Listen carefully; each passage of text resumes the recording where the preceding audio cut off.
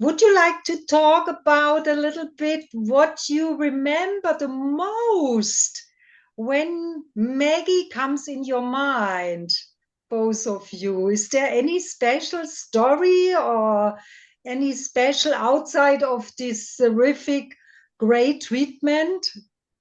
Well, I'll share a personal story. Yes, Uh, Maggie was from the South in the United States. yes. And when Greg and I started dating, she told Greg very early on, after when I had her over for dinner and made her fried chicken and turnip greens and all that, she said, "You're going to marry this woman, Greg."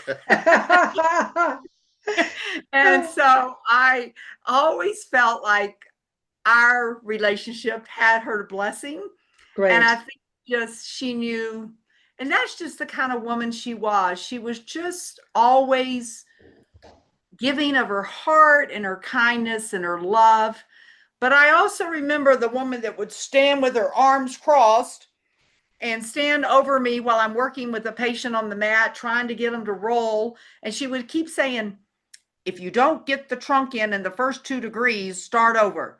Now, I would sit there and go, "Am I supposed to pull out a goniometer? What does she mean, the first 2 degrees? I don't understand what she's saying." And now we do. Now, Right. all the science and research since the mid 80s and the 90s teaching us what core for strategies are. Yes. Maggie knew this through her hands.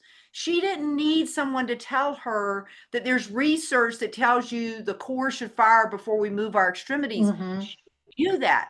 She just couldn't express it in our current terminology because that terminology wasn't available. But she knew what we needed to do. And that will always stick with me as how her her insight, her pattern recognition guided what she taught. Yeah. You know what the title from our AGM this year will be in Budapest? No, Call, call the core for better life. This I love fits that. so great to your story. Thanks.